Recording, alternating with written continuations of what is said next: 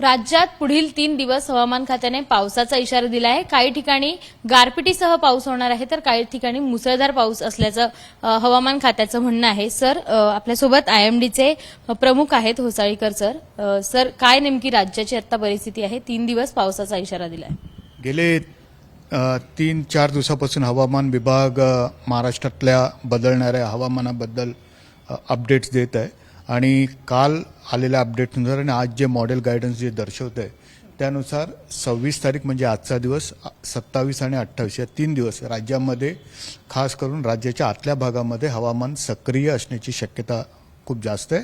काही ठिकाणी मेघगर्जनेसह पाऊस आहे आणि त्याचबरोबर काही तुरळक ठिकाणी आपल्याला गारपिटीची पण शक्यता हवामान विभागाने वर्तवली आहे। ह्याचा सर्वात जास्त प्रभाव जो आहे तो 27 तारखेला म्हणजे उद्या असण्याची शक्यता आहे।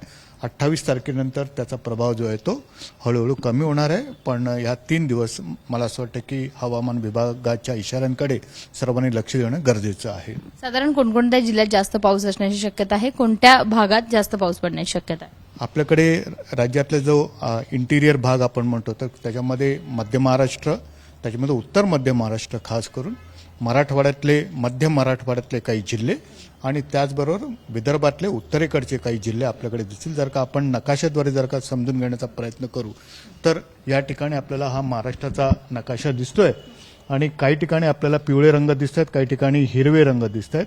तर ज्या ठिकाणी हिरवे रंग आहेत त्या ठिकाणी पावसाची मात्रा जास्त असेल, मेघगर्जनेसह पाऊस असेल। पिवळा म्हणजे काही ठिकाणी त्या ठिकाणी ढगाळ आकाश असण्याची शक्यता आहे। जर का आपण एकंदर ह्या ग्राफिकमध्ये बघितलं, हे 27 तारखेचं फोरकास्ट आहे म्हणजे उद्याचं, तर त्याच्यामध्ये धुळे, नाशिक, छत्रपती संभाजीनगर, जालना, बुलढाणा, अकोला, अमरावती, वर्धा या सर्व ठिकाणी 27 तारखेला मेघगर्जनेसह पाऊस आहे आणि त्याचबरोबर गारपीटही होण्याची शक्यता हवामान विभागाने वर्तवली आहे।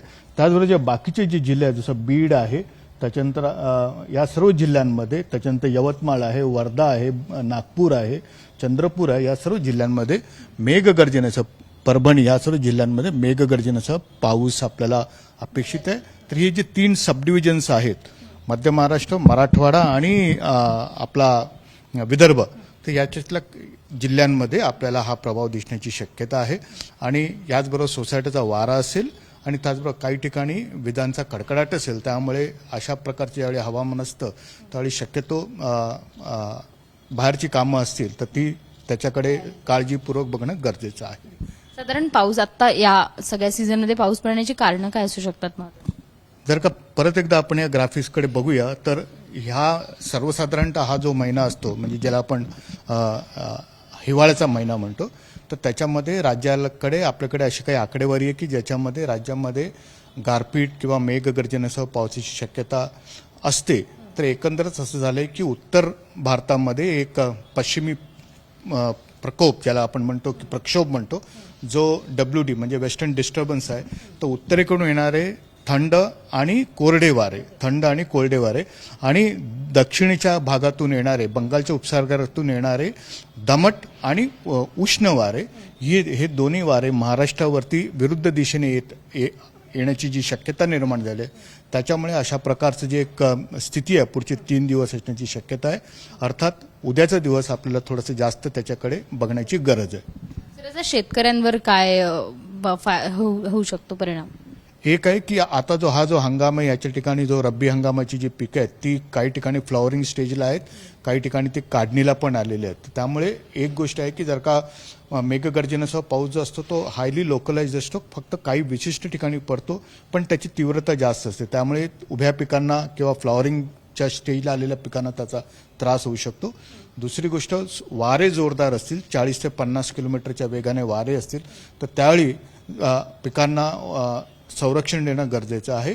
तिसरी गोष्ट महत्त्वाची जी पिकांसाठी नसून तर पशुधन आणि शेतामध्ये काम करणाऱ्या आपल्या शेतकरी बंधूंसाठी आहे की ज्यावेळी विजांचा कडकडाट होतो किंवा लाईटनिंग होते तर त्यावेळी अशा प्रकारची कुठल्याही लाईटनिंगमुळे जीवितहानी किंवा पशुहानी होऊ नये या ठिकाणी आपल्याला थोडंसं लक्ष देण्याची गरज आहे। तर एकंदरच पुढचे 3 दिवस थोडेसे आव्हानात्मक आहे, तशा प्रकारचं फोरकास्ट आहे। अर्थात हे फोरकास्ट रोज आम्ही अपडेट देत असतो, तर त्याच्याकडे सर्वांनीच, सर्व स्टेक होल्डरनी बघायची नक्कीच गरज असं मी म्हणेन। कॅमेरामन अमोल गवाळेसह शिवानी पांढरे, ABP माझा, पुणे। एबीपी माझा, उघडा डोळे बघा नीट.